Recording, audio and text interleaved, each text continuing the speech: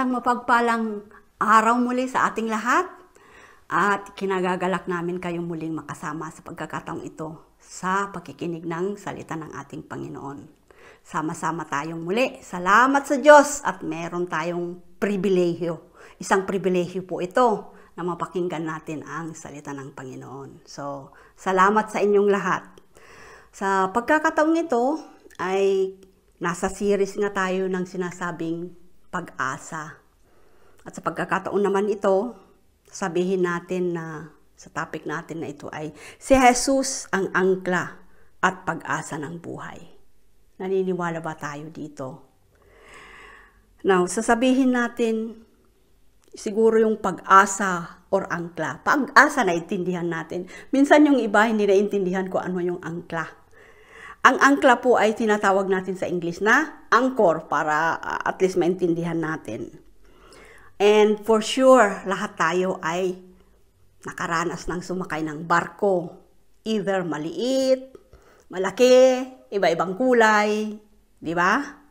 Pero of course, ang barko naman ay meron siyang angkla na tinatawag, meron siyang anchor. At doon din, yung anchor na yon, iba-iba rin ang size. Dahil kung malaki yung barko, malaki rin ang angkla. Ganun din, pag maliit ang barko, maliit din ang angkla. At marami ring mga design. Iba-iba rin design ang ginagawa nila. So, pag tinitignan natin sa Google, i-Google natin, napakaraming picture doon na iba-iba.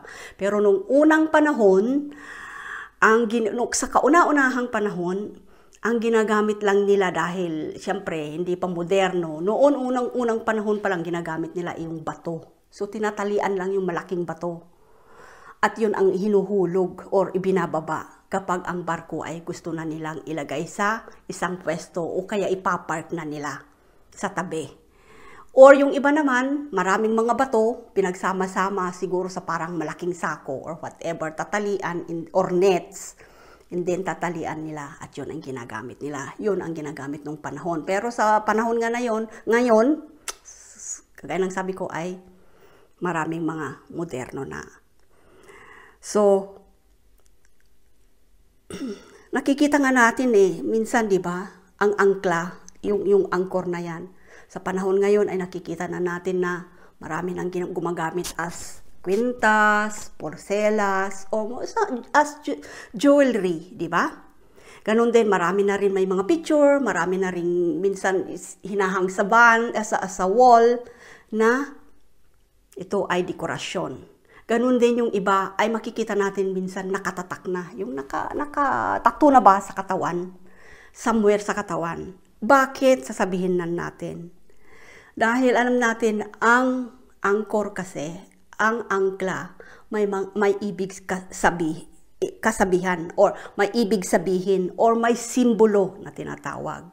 Yung iba sinasabi nila kasi na parang stability, yung katatagan ba, yung hindi matitinag. May faith in Christ, sasabihin ng iba, ang ibig sabihin nito ay steadfast belief, yung steady na pananampalataya. Meron din nagsasabing salvation. Meron din yung iba, karamihan ang ibig sabihin ng angkla ay hope or pag-asa. So tignan lang natin kung ano ang sinasabi ng Panginoon, kung ano ang ibig sabihin nito. So, may verse na binigay sa atin ng Diyos sa Hebrew 6:19. Matibay at solid ang pag-asa nating ito, parang angkla ng buhay natin. Tumatagos ang pag-asang ito sa kabila ng kortina ng temple, papasok sa most holy place. Nakita natin dito sa verse na ito sa Hebrew 6:19 na may dalawang bagay. Solid ang pag-asa, sinabi niya. Ganun din, angkla ng buhay. So, unahin natin ngayon ang pag-asa. Ito, ano sa atin ang pag-asa? For sure, alam natin ang pag-asa. Pero ang pag-asa ay hindi lang basta-basta pag-asa. Umaasa ako ng ganito, ganyan, ganyan, ganyan. Ang pag-asa ay merong pag-asa na nakaangkla sa ating Panginoong Jesus or sa ating Diyos. Sa Biblia, ito ang sinasabi niya kung ano ang pag-asa. Ito ang pagtitiwala na mangyayari ang inaasahan. Meron din siyang sinabi dito sa Kawikaan 27:17-18, ang pag-asa ay pundasyon sa buhay ng mga matutuwid. So, ibig sabihin, of course, iba yung pag-asa ng hindi sumusunod sa Panginoon. Iba yung pag-asa ng hindi matutuwid, di ba? So, kaya, pag tinignan natin dito sa Biblia, naiiba talaga yung pag-asa na meron ang mga anak ng Panginoon. Kung walang pag-asa, mawawalan ng kahulugan ang buhay.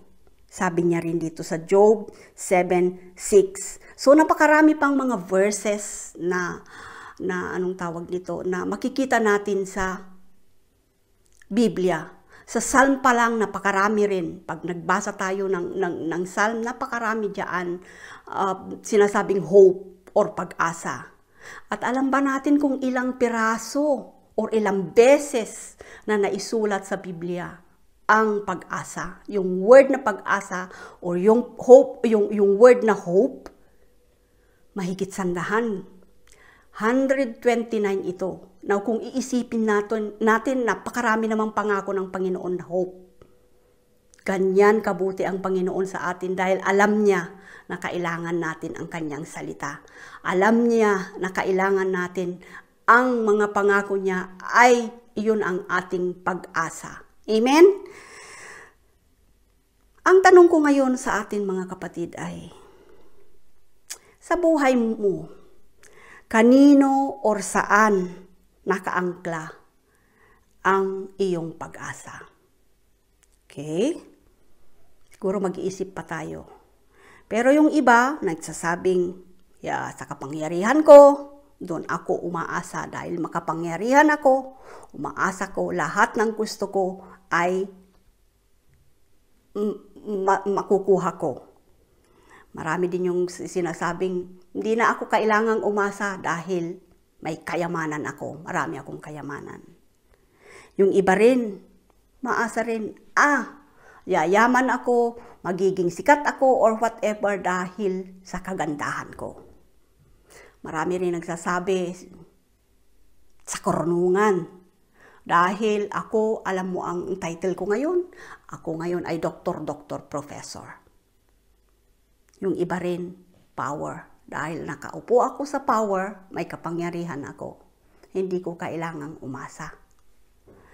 So, binabalik ko uli-muli sa ating mga kapatid, saan nakaangkla ang buhay natin or ang pag-asa natin. Pero ang Diyos ay gusto niya na isang solid na pag-asa ang mayroon tayo. Kagaya ng sinabi natin kanina doon sa verse. Solid na pag-asa.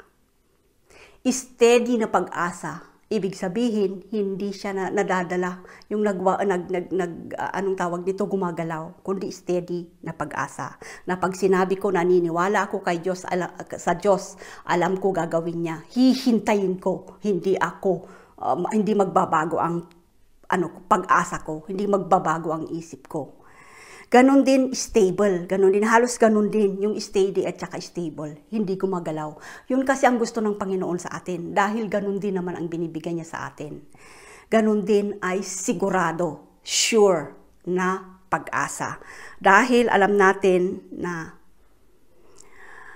ang buhay natin minsan, lalo na ngayon dito sa mundo, na kinaroroonan natin, pakaraming pagbabago sa buhay.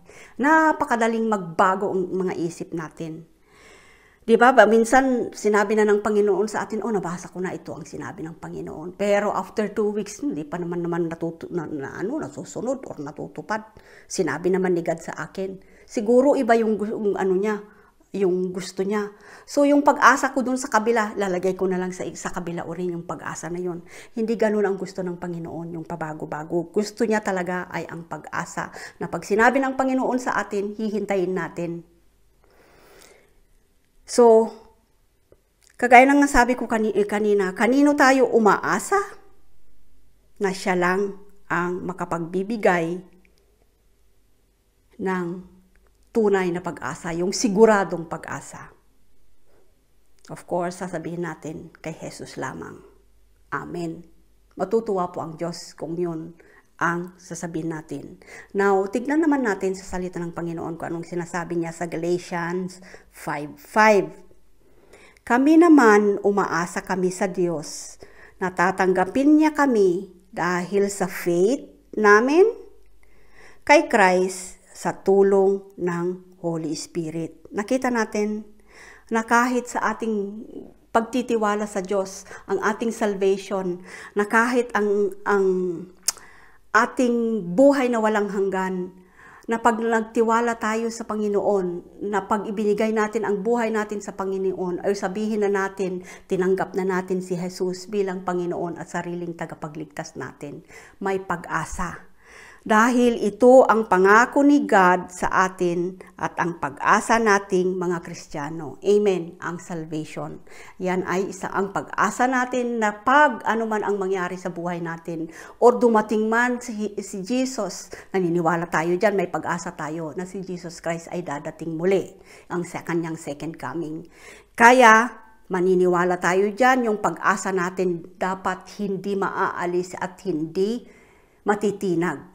Amen. Nakaangkla dapat dito kay Jesus kung anong sinabi niyang sa salita niya. Dahil ito nga ang pangako ni God sa atin. Ito rin sa sinabi rin niya sa Roma 8:24-25, na ligtas tayo dahil sa pag-asang ito. Pero kung nakikita na natin ang inaasahan natin, hindi na yon pag-asa. Sino ba sa atin ang umaasa sa nakikita na? Pero kung umaasa tayo sa hindi pa natin nakikita, matyaga natin yung hihintayin. Amen po ba? Nakikita natin dito, sinabi na mismo ng Biblia, na ang pag-asa pala natin, hindi na natin sasabihing umaasa ako na magkakaroon ako nito kung nandyan na sa kamay natin, di ba? Kasi nandyan na eh. Hindi rin natin pwedeng sabihin, umaasa ako na darating ang aking kapatid ngayong araw na ito. Pero kung nandiyan na, hindi na natin aasahan. Ganyan din ang gusto ng Panginoon sa atin na yung faith natin magkasama doon sa pag-asa. Ang faith at saka pag-asa kasi parang magka-parallel ito eh. Kung malaki yung faith natin, yung hope din natin sa Panginoon ay malaki rin. So yung parang magkasama sila sa buhay natin. Now yung faith natin, kagaya nga ng sinabi niya dito, kung yung faith natin ay nasa Panginoong Jesus, yung hope din natin ay nandoon. Amen, magkasama po yan. Hindi pwedeng paghiwalayin. Kaya yung mga pangako niya, tatandaan natin, ang mga pangako niya na yan ay asahan natin dahil totoo ang mga pangako ng Panginoon sa atin. Napakarami niyang pangako sa atin. Napakarami niyang promesa sa atin. Alam ba natin na mahigit 7,000 ang mga promise niya sa Biblia. Kaya mga kapatid, ma-encourage tayo ngayon na ang ating pag-asa ay ilagay lang natin, iangkla lang natin sa ating Panginoon, Jesus. Ganon din, yung example dito is yung kay Abraham at saka kay Sarah. Remember natin yung istorya na yun na si Abraham na mahigit 70 na sila nung nag-asawa ni Sarah. Pero merong salita ang Panginoon sa kanila. Nabibigyan sila ng mga anak. Pero after malapit ng hanggang sa tumanda ng tumanda, so ang tagal nang inabot, mag-iisandaan na si Abraham. Mag-iisandaan na sila. Anong nangyari hanggang ngayon, sabi nila? Abay, hindi pa rin dumadating. Pero yung pag-asa nila, hindi nawala. Kaya pagdating ng araw, siguro sabihin natin sino pa kayang aabot yung edad na 100 sa atin ngayon. And then, sasabihin pa natin magkakaanak pa. Of course, sasabihin natin imposible. Pero alam natin na pag sa Diyos, pag nangako ang Diyos sa atin, ay walang magiging imposible. Amen? So, ito yung istorya sa Biblia. Napakarami pa ring istorya doon sa Biblia na makukuha natin kung paano umasa ang mga tao, kung paano yung mga story na yan na umasa sila sa Panginoon at never nila silang binigo. Ang ating Diyos ay hindi sinungaling. Kaya dito natin mapatunayan dahil sa istorya pa lang ni Abraham yan. Pero meron ding patunay dito na verse na binigay sa atin. Dito sa Hebrews 6:18. Sabi niya dito, may dalawang bagay na hindi nagbabago at imposibleng magsisinungaling ang Diyos. Tungkol sa mga ito, ito yung mga pangako niya at ang mga sumpa niya. Kaya tayo lumapit sa Diyos para maging ligtas, malakas ang loob natin na umasa sa pangako na nasa harapan natin. So nakita natin, may dalawang bagay daw na binigay dito sa atin ang Panginoon na hindi nagbabago at imposibleng, sabi niya, magsisinungaling ang Diyos. Maniniwala ba tayo na ang Diyos never na nagsinungaling? Dahil kung nangako at sumumpa ang Diyos sa atin, tutuparin niya yan. Minsan kasi ang nangyayari tayo ang tumatalikod or tayo ang nag-give up. Kaya instead na maipapatupad na ng Panginoon yung mga promises niya sa atin, yung mga pangako niya sa atin, pag nawalan na tayo ng pag-asa, wala na. It's because wala na eh. Wala na tayong pag-asa. Kumbaga para bang isang bagay na instead na, Lord, hinihintay ko ito para sa isang bagay. Pero pag sinabi mo, wala nang pag-asa, bibitawan mo na. So parang sira na. Wala na talaga. Ganun ang nangyayari. Pero tandaan natin, mismo ang Biblia ang nagsabi sa atin. Ang Diyos natin ay hindi sinungaling at ang kanyang mga pangako sa atin ay tutuparin niya. Nata sa atin lang kung paano tayo umasa at paano tayo magtiwala. So, praise God at meron tayong Diyos na totoo. Amen? Ito naman sa pagkakataong ito, ay puntahan naman natin kung ano ang angkla. Dahil nadaanan natin ngayon ang pag-asa. Dahil di ba sabi natin doon sa verse na tinignan natin kanina ay dalawa yung makikita natin doon. Pag-asa at angkla ng buhay.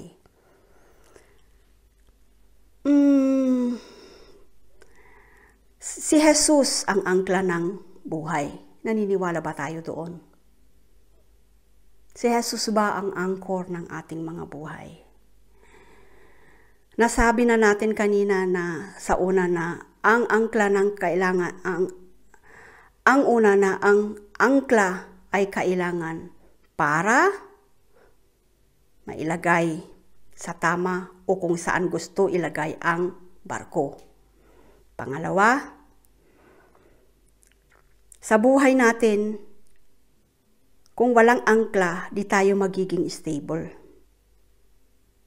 Ganun din, sa trials, ganun din tayo. So, tignan lang muna natin yung una na mailalagay sa tama o kung saan gusto ilagay ang barko. Diba, minsan ang barko may mga parkingan sila or sometimes yung barko dadalhin sa dagat, diba?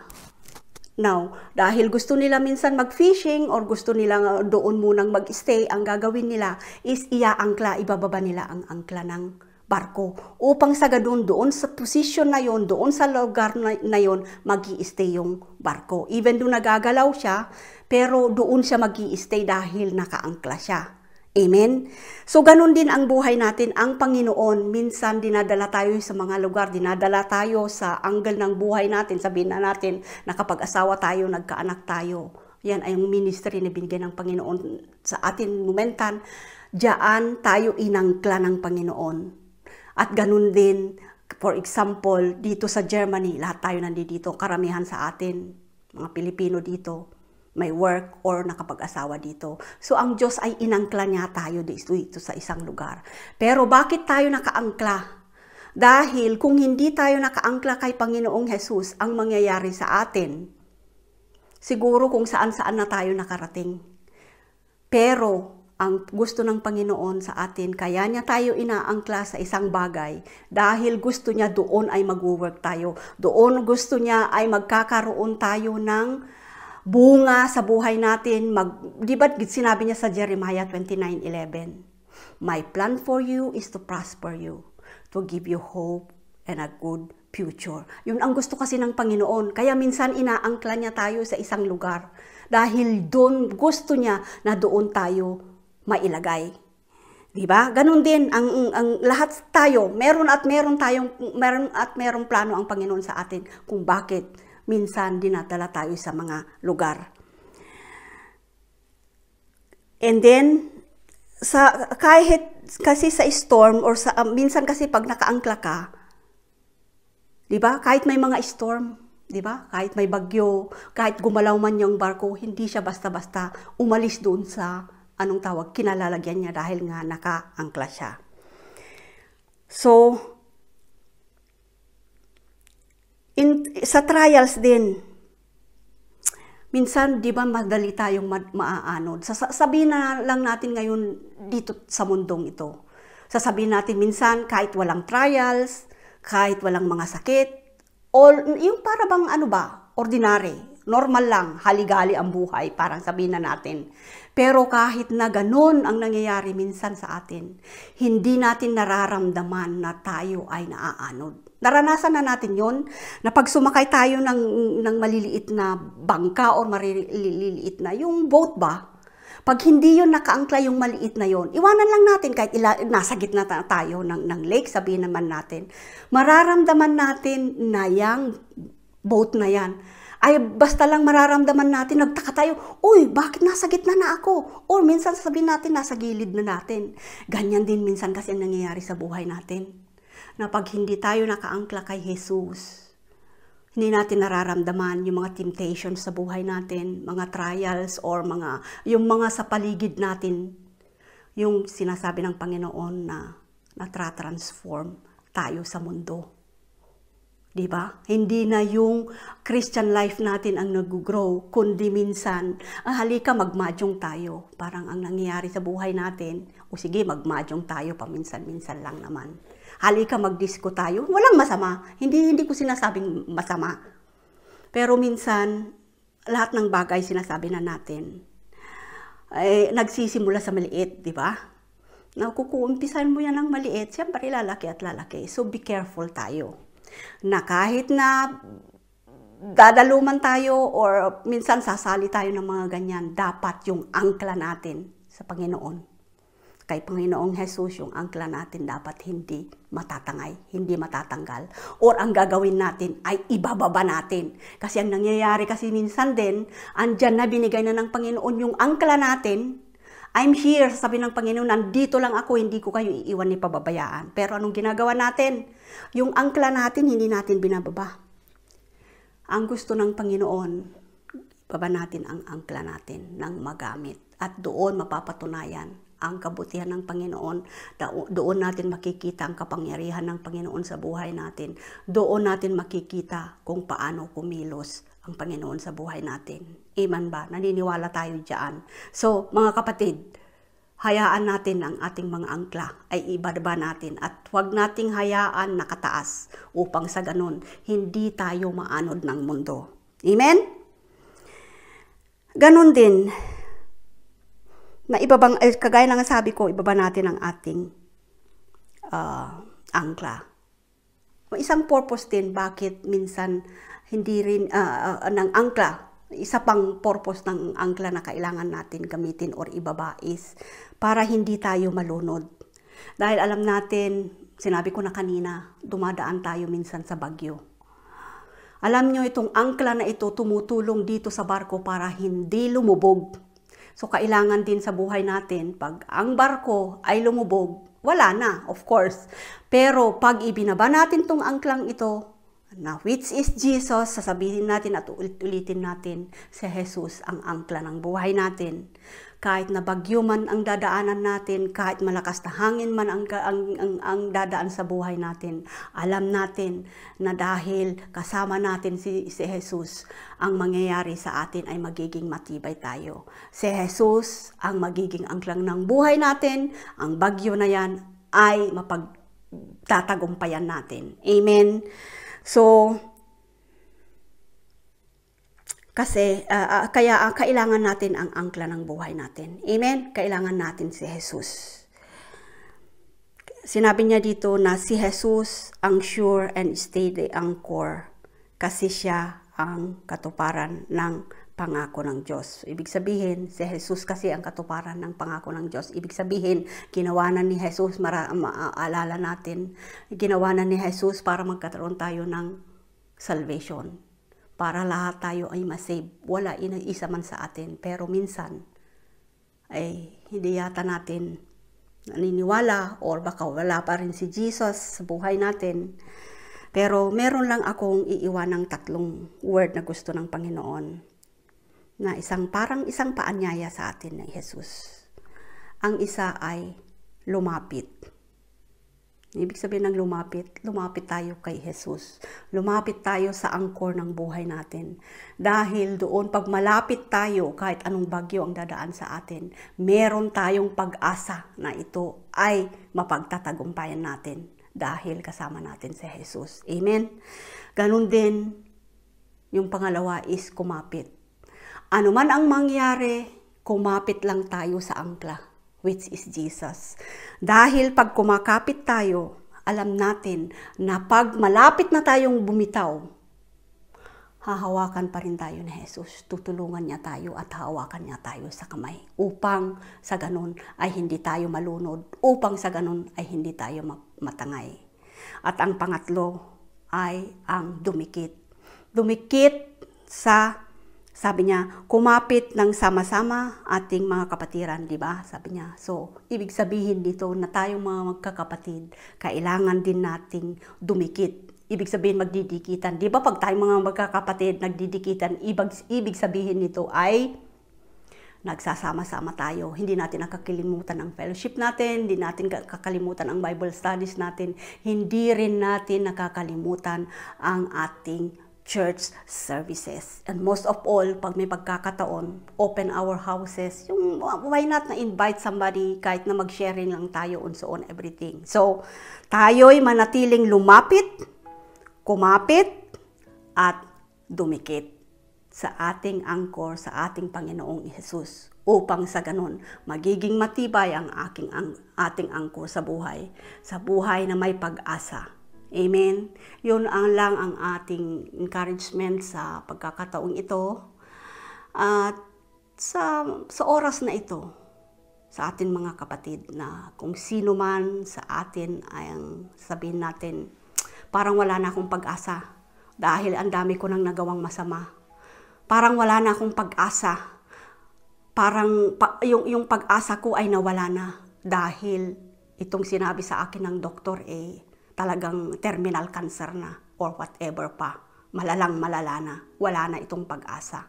Or sasabihin natin, yung relasyon ko sa asawa ko or sa friend ko or whatever na relationship yan ay wala nang pag-asa. Mga kapatid, ang ating Panginoon sa ating Panginoon ay may pag-asa. At sa pagkakataong ito, ay gusto ko lang sabihin sa inyo na kung sino man sa atin na gustong humawak, gustong kumapit at gustong dumikit doon sa pag-asa na ibinibigay ng ating Panginoon, kailangan natin din ng relasyon sa Diyos. Kailangan natin relasyon kay Jesus Christ. At ang relasyong ito upang sa ganun magkaroon tayo ng buhay ng walang hanggan. At kung sino man sa inyo ay sa pagkakataong ito ay ganun ang sitwasyon ng buhay niya, na wala na siyang pag-asa, samahan niyo ako sa isang maiksing panalangin. Or kung gusto nyo rin ay pindutin nyo lang yung prayer request dyan sa ating screen. Meron pong prayer request dyan. At ang ating isa sa mga kapatiran natin ang siyang mag-a-assist sa inyo sa prayer. Pero, at this moment, sa kagaya ng sinabi ko, kung gusto nyong sumunod sa maigsing prayer na ito, ay aanyayahan ko kayo na tanggapin nyo si Jesus bilang Panginoon at sariling tagapagligtas ng buhay ninyo. At kung hindi nyo pa tinatanggap si Jesus bilang Panginoon at sariling tagapagligtas ng buhay ninyo, sa pagkakataong ito, anyayahan ko kayo. So, masusumunod tayo sa prayer. Panginoong Jesus, marami pong salamat sa ino-offer mo sa akin na isang buhay na walang hanggan. At alam ko po, Lord God, ako'y makasalanan. Minsan nawawala ako ng pag-asa. Pero sa oras na ito, ipinagkakatiwala ko ang buhay ko sa iyo. Hawakan mo ako sa kamay. At naniniwala ako at umaasa ako na ikaw ang Diyos na matay sa krus upang magkaroon ako ng buhay na walang hanggan. Salamat sa pag-ibig mo, salamat sa pagliligtas mo, at samahan at gabayan mo ako sa aking paglakad sa araw-araw. Sa pangalan ni Jesus. Amen. Hey, Pastor Liam here. Thank you so much for having joined us for that word. I really hope that it blessed you and encouraged you. And you know what? If it did that for you, maybe it's going to do that for someone else as well. So why don't you share the link on social media, give it a like, and get the word out. If you would like to sow financially into the ministry here in Europe, you can do so by scanning the QR code or hitting the link in the details below. Thank you so much. We would love to hear from you, so why don't you connect with us and contact us, and the details of how you can do that will be appearing on the screen shortly. We would really love to know who's listening and how it's helping you. Hey, God bless you. Stay in touch, stay healthy, stay well, stay blessed. Praying for you. Bye-bye.